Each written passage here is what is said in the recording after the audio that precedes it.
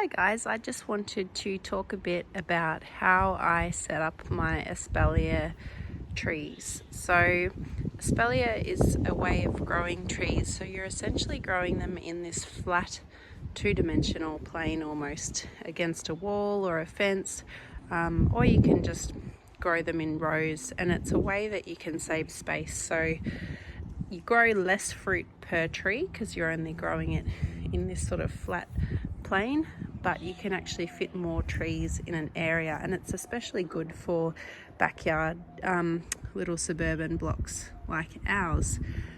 So the first thing I want to talk about is choosing your space to put your espalier trees, and then I wanted to talk a bit about how to choose which trees to put in and how to actually build one of these trellises to support your espalier. So firstly, when you're choosing the space, you want to think about light. So hello Annie. You want at least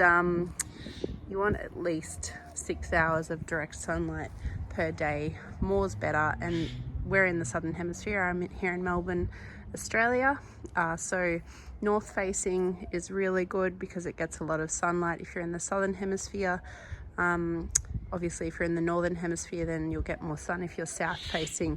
These trees here are along a brick wall which is facing west, so they get sun from the north, but they also get the afternoon sun in the west, from the west, and this brick wall soaks up a lot of heat and radiates it back through the evening, so it actually provides a bit of extra warmth and a little microclimate there to ripen the fruit a little bit better. But so yeah, you got to think about the light and if you've got enough light to grow fruit trees. The second thing is space. So each of these trees is a dwarf tree. If you've got standard trees, they'll need a bit more space, but each of these trees takes up 2 linear meters, so 1 meter on either side of the trunk. So from this post to this post is a 4 meter spacing. I've got 6 trees along here, and it's a 12 meter lot. So each of these trees takes up 2 linear meters. Next, you want to think about what trees to grow, and certain trees do really well with espalier, others not so well. Some you have to train in this fan shape. So these are stone fruit, these 4 trees here.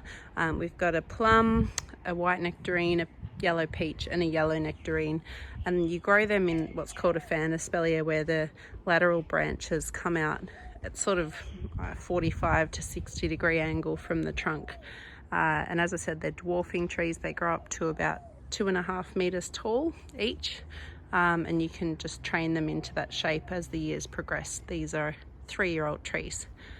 Other trees like apples and pears and medlars, you can grow where the branches come out at 90 degrees to the trunk. So these 2 are pears, a French pear and a Nashi pear, different varieties, and they grow with their limbs at a 90 degree angle to the trunk, which you sort of slowly train and bend over time. Other trees like apricots don't like to be espaliered. They are prone to fungal infections, and so they will, because you're making a lot of pruning cuts with the espalier method, you don't want to necessarily try an apricot, but you know, gardening's a lot of trial and error, and you might have success with it, so might be worth giving it a go. But if you're in a humid climate, it might be a little bit trickier. Figs you can train in espalier, as you can citrus, and they like the fan shape as well. The other thing you want to think about is pollinators. So for instance, this plum down here, hello Annie, hello. This plum down here is a Santa Rosa plum, and there's different types of plums. There's Japanese plums and European plums, and often you need 2 different kinds to get a really good fruit set. So you can see I've got a few little plums forming on here. Plums are partially self-fertile, which means even if you just have 1 plant, you'll still get some fruit, but you'll do better if you have 2 different kinds, and you'll need to look up which varieties pollinate each other. Whereas your nectarines, like this one here, It's got quite a lot of fruit forming on it. That's called a self-fertile plant, and it doesn't require a partner to pollinate it. Same with peaches. So this is a peach here. Citrus are another self-fertile plant. Quinces, self-fertile, so you only need one.